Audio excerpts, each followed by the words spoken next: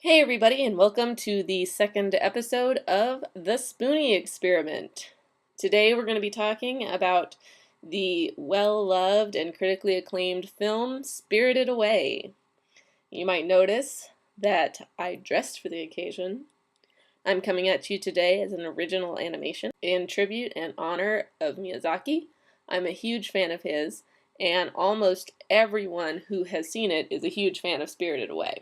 Obviously, it's a beautiful film, beautifully animated, beautiful story.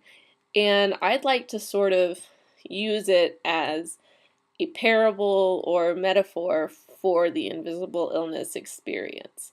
Spirited Away starts with Chiro, a young, somewhat spoiled or shallow girl, and she's moving to her new home, which establishes the film as taking place in a transitioning time. The dad takes a wrong turn.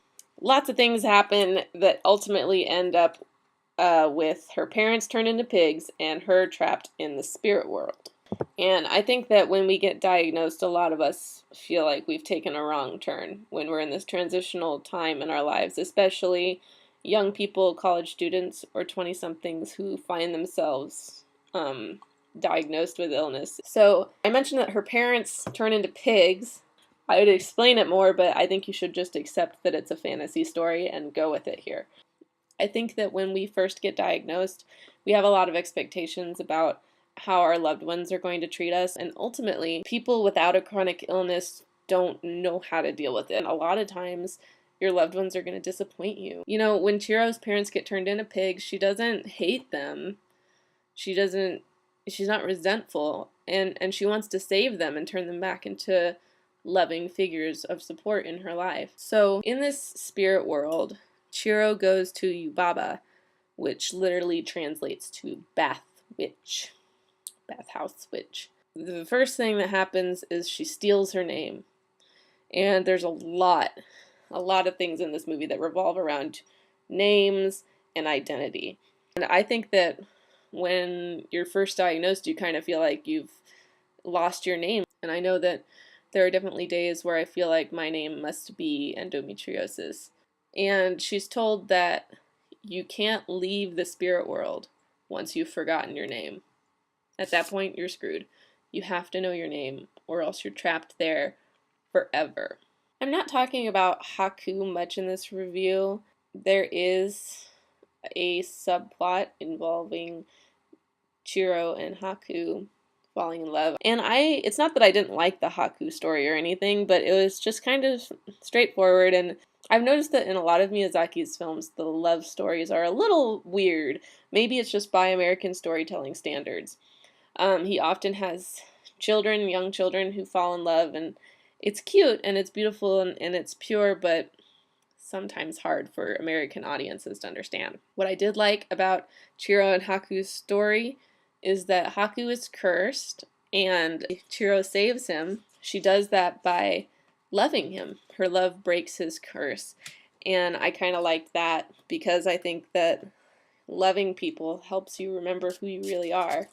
But probably the biggest thing about this film that stood out to me, and I was like, this is about illness, this is so about illness, was the character No Face.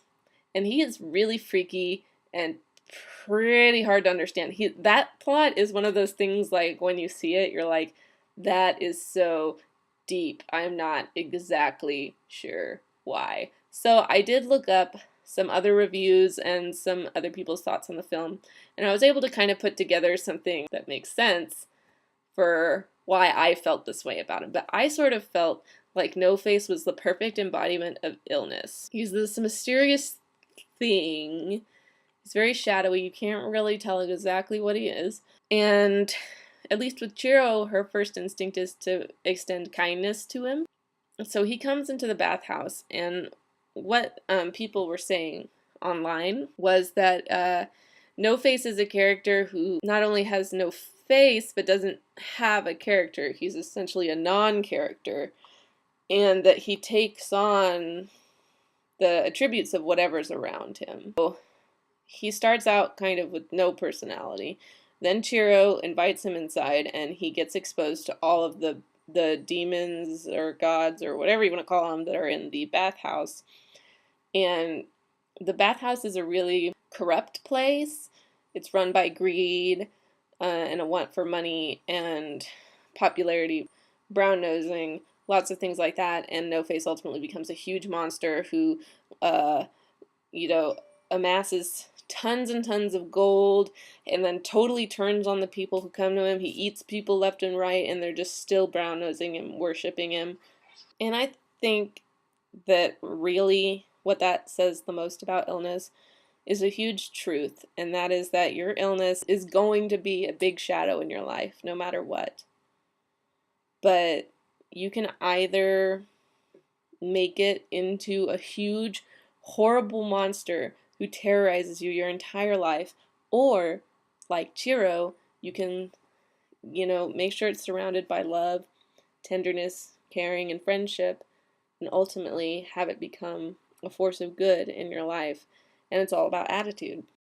That wraps up our little parable of Spirited Away as a metaphor for life with illness. I hope that it inspires you all too. I definitely suggest that you check it out because it's a great film. Obviously, I didn't have many negatives to say about it, and really not many people do. It's just one of those things that it's one of those movies everybody likes. It's just beautiful, artful, very well done fairy tale. All of Miyazaki's films are wonderful. If you're looking for other Miyazaki films to check out, but maybe you're not necessarily an anime person or you don't really know much about them, I would suggest The Cat Returns, which is my personal favorite one. My Neighbor Totoro is obviously a very famous one, and it's very cute. I also really liked Castle in the Sky. And of course, there are some that I still have yet to see, and maybe I'll do reviews on in the future. But in conclusion, Miyazaki rocks. All of these films are great, and if you have illness, I highly recommend checking out Spirited Away and letting it affect your view of it. Thanks for watching!